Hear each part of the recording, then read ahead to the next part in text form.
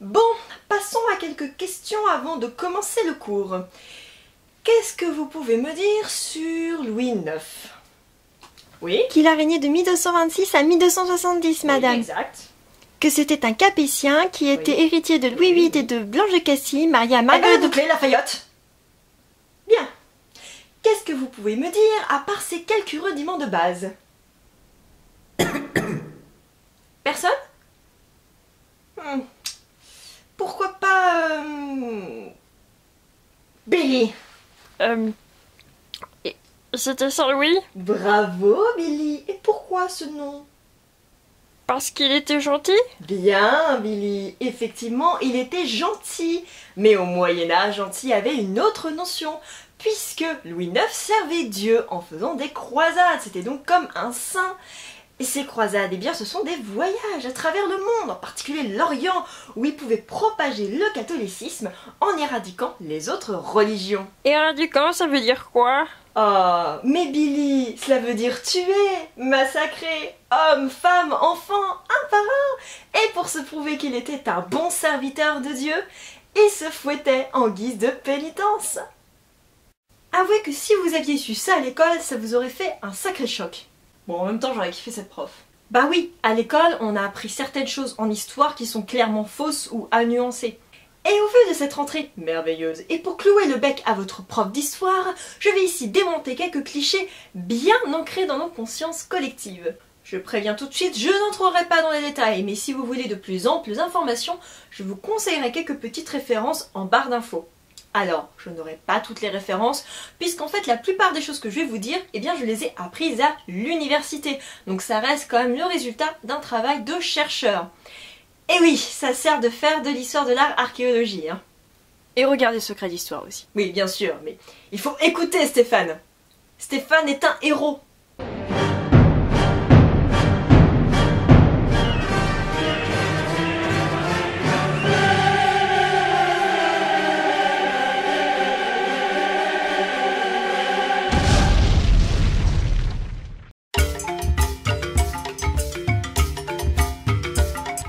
Toujours marrer cette idée parce que sans eux on serait pas là en fait. Bordel, les hommes préhistoriques étaient extrêmement intelligents. Et non, Jean-Édouard. Navré pour tous les Jean-Édouard qui regarderont cette vidéo. Mais nous ne sommes pas supérieurs aux hommes préhistoriques. Ce serait la même chose que de dire que les Indiens ou les Inuits sont inférieurs à nous. Et là tu deviendrais raciste, Jean-Édouard. Et le racisme, c'est mal, Jean-Édouard. Mais ce n'est pas parce que ces hommes ont vécu il y a des milliers d'années que tu es en droit de les juger, espèce d'intolérant. Ne crie pas, personne ne va te répondre. Je crie si je veux. Pourquoi cette comparaison avec les Inuits ou les Indiens? Eh bien tout simplement parce que pendant longtemps, et sûrement encore aujourd'hui, ils sont considérés comme inférieurs car n'ont pas de système capitaliste. Eh bien on peut dire que les hommes préhistoriques c'était la même chose. Ils étaient très intelligents mais s'en servaient pour leur milieu et d'autres idées. Aujourd'hui par exemple, nous serions incapables d'allumer quotidiennement un feu. Voyez déjà la difficulté qu'on a pour allumer un putain de barbecue. Et vous savez très bien de quoi je parle. Alors que pour eux c'était la même facilité que d'envoyer un SMS. Et je parlais du système capitaliste tout à l'heure, eh bien eux aussi avaient leur propre système, pas loin du nôtre pendant des siècles d'ailleurs. Au néolithique, la vie des populations se rythme par les échanges et l'agriculture. Avec l'avènement de l'Homo sapiens, nous en sommes. On a alors la confirmation de multiples pratiques, notamment dans l'art lacustre ou les rites funéraires. Et je ne parle même pas des espèces antérieures qui ont également prouvé leur capacité géniale à s'adapter dans des climats très rudes. Alors que nous, on serait vraiment dans la merde. L'Homo habilis, l'Homo erectus, le Néandertal, tous ont apporté quelque chose à l'évolution pour aboutir à ce qu'est devenu l'Homo sapiens qui n'aurait rien su sans ses ancêtres. Je n'entre pas dans les détails, mais réduire l'homme préhistorique à un gros ballot recouvert d'une peau de bête qui frappe un caillou, c'est comme réduire tous les adolescents à des gamins immatures qui ne pensent qu'à leur ordi, au sexe et à la drogue. Et si vous êtes intéressé par les nombreuses pratiques et découvertes en archéologie, je vous conseille d'aller à Cairns, qui est un très bon centre archéologique, se situe en Vendée, donc si vous n'êtes pas très loin, eh ben allez-y, parce que c'est vachement bien.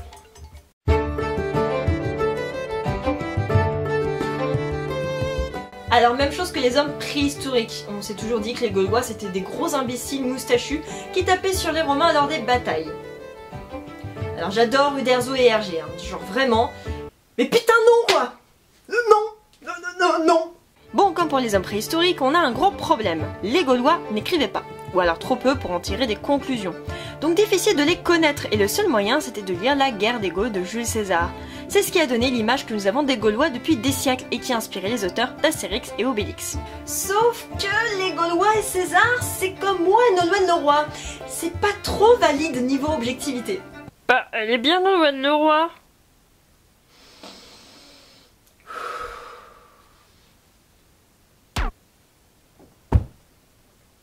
Fallait pas me chercher, Billy. En fait, la guerre des Gaules, il faut le dire, c'était une très belle stratégie de la part de César. Sans vous la détailler car c'est un peu compliqué, il a réussi à se trouver des alliés parmi les Gaulois et à entrer dans les Gaules.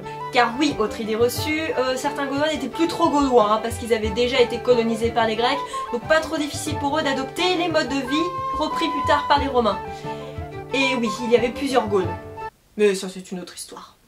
Pour César, c'était prouvé au Sénat qu'il était badass, car à cette époque, il n'était pas grand-chose. Et donc quoi de mieux que de parler de ses adversaires comme des mecs sauvages, stupides, et comment les armées de César les ont écrasés majestueusement.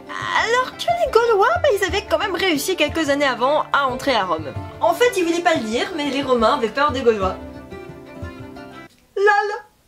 Les Gaulois étaient très bons en art militaire. Ils ont adopté des modes d'attaque et des armes de défense qui ont même été piquées par les Romains plus tard. Sinon, leur système économique était très bon pour ce qu'on a pu en découvrir archéologiquement. Exemple significatif, les femmes étaient l'égale de l'homme et pouvaient divorcer si elles le voulaient, et garder ses dus si c'était le cas. Elles pouvaient obtenir des rôles très importants, comme être guerrière ou prêtresse par exemple. Bref, il nous reste aujourd'hui que les textes à caractère péjoratif vis-à-vis des Gaulois, malgré l'existence de quelques reconnaissances de la part des Antiques, peut-être même dans des textes entiers aujourd'hui disparus. Heureusement, on peut compter sur l'archéologie. Ah oui, et les Gaulois étaient sûrement imberbes, hein. C'était pas possible à cette époque d'être moustachu. Et bien sûr, il n'y avait pas de casque avec des ailes. Bonjour. Je suis Nora. Mon rôle ? Briser les enfances.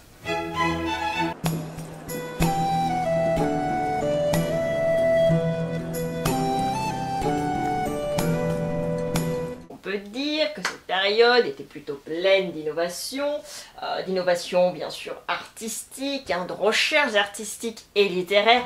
Oui monsieur, qu'est-ce que vous voulez? Excusez-moi, mais le Moyen-Âge n'était pas un peu une période merdique, non? Oh putain! Arrêtez comme putain!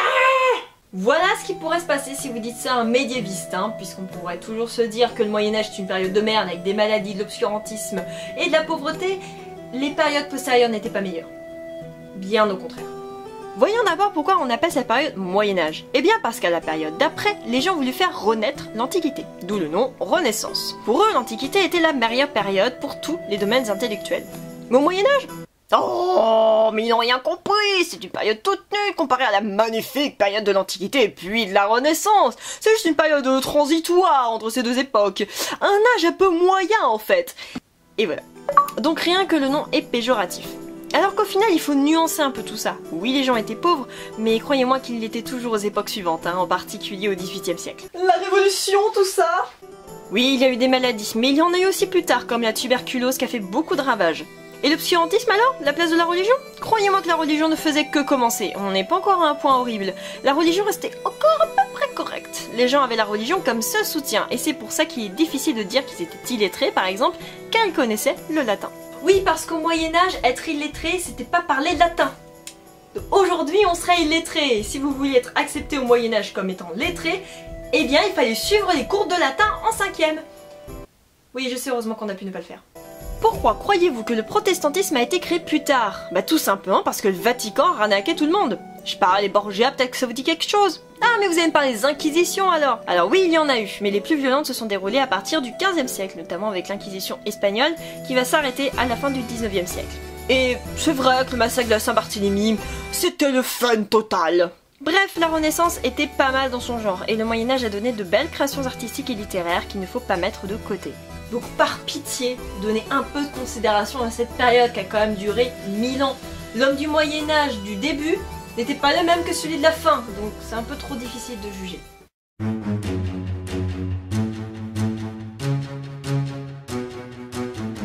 Mais enfin Nora, si tu avais vu tous les films à ce sujet, tu saurais que Colomb a été le premier à découvrir l'Amérique. T'es pas mort toi?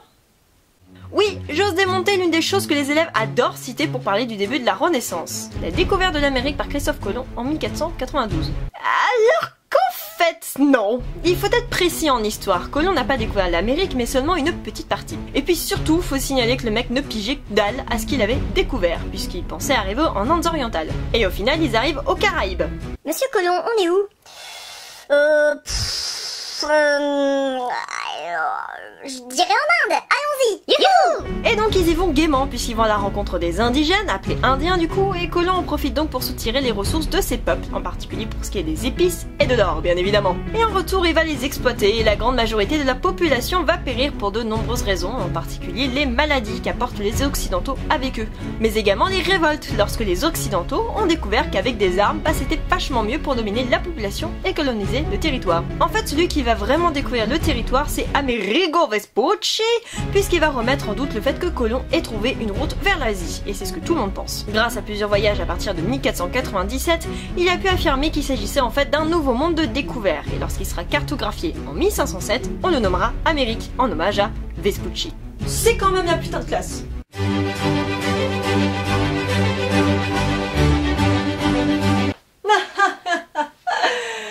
Vous êtes mignon.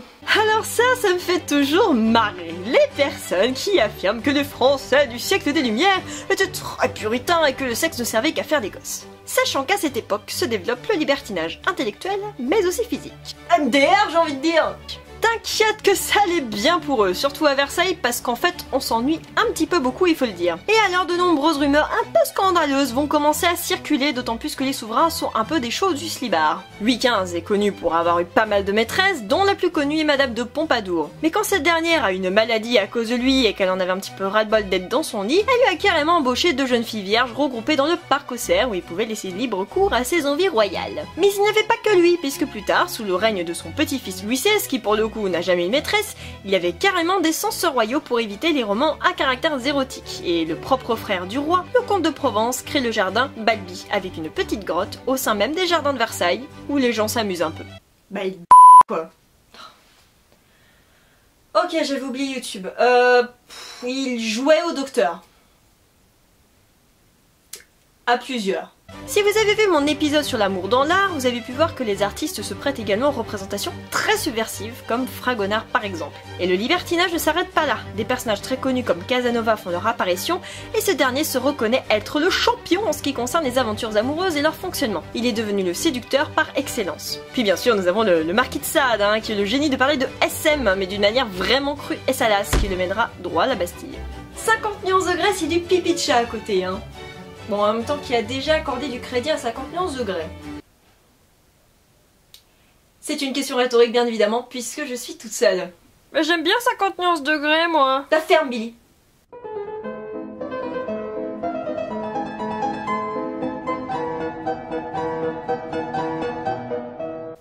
Alors ça, c'est l'idée reçue qui m'énerve le plus. Non pas que je sois royaliste, mais elle est fausse et en plus elle a bon dos. C'est pas à cause de lui que la révolution est survenue. Mais malgré lui. Un peu de contexte. Louis XVI arrive au pouvoir à 20 ans.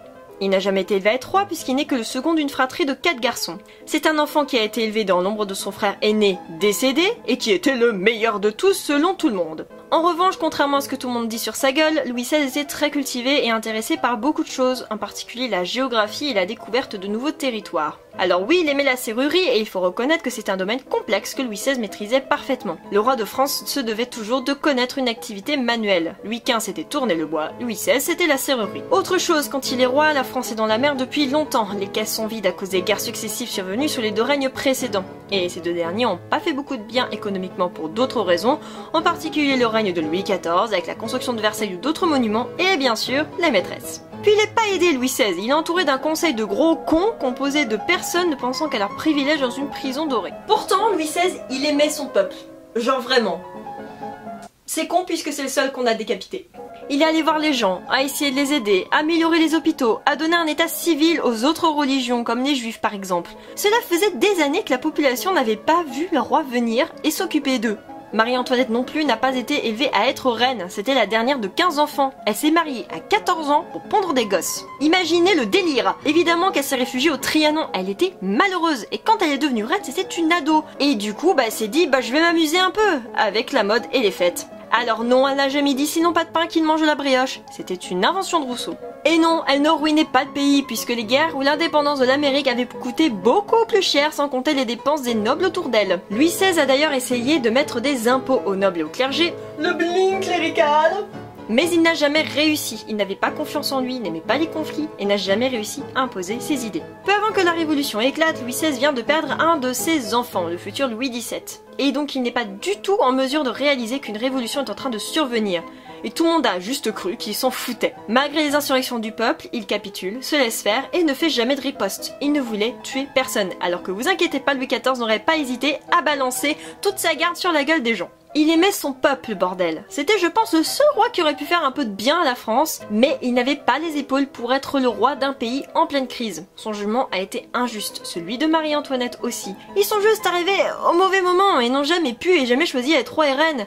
Et au final, ils ont tout pris pour les autres qui s'étaient barrés ou étaient déjà morts. D'ailleurs, si les personnes débiles qui entouraient Louis XVI ne pensaient pas qu'à leur cul, la révolution aurait pu être évitée. Beaucoup de têtes auraient pu être gardées et les choses auraient été changées autrement. Mais non, ça aurait été trop facile. Vous n'avez qu'à regarder notre système actuel pour comprendre. Même si pour le coup, toutes ces jolies personnes ont choisi d'être à la tête du gouvernement. Bon après, je dis ça, je dis rien, hein, voilà. Et voilà, c'est sur cette histoire que je termine cet épisode. Un peu royaliste quand même. Ta gueule. Je suis très fière d'avoir pu vous démonter quelques petits clichés historiques qui vous fera réaliser les bonnes choses qu'il faut dire en histoire pour ainsi briller en société, briller en cours ma foi, ou encore les partager dans un petit dîner romantique pour faire croire que vous êtes intelligent. Des idées reçues en histoire, il y en a beaucoup et c'est pour ça qu'ici, je viens de vous présenter qu'une toute petite partie. Celle qui m'énerve le plus en fait. C'est pour ça qu'il faut arrêter de dire que l'histoire ne change jamais. Au contraire, elle change tout le temps. Les historiens s'attelant à la tâche très rude de démêler le vrai du faux. Et c'est pour ça que les choses que l'on connaît aujourd'hui n'étaient pas du tout les mêmes il y a 50 ans. Alors j'espère qu'avec mes vidéos, eh bien je vous redonne goût à l'histoire. Peut-être qu'aujourd'hui vous aimez l'histoire grâce à moi et j'ai pu peut-être vous prouver que c'était vachement bien. Sauf au lycée. Au lycée c'est nul.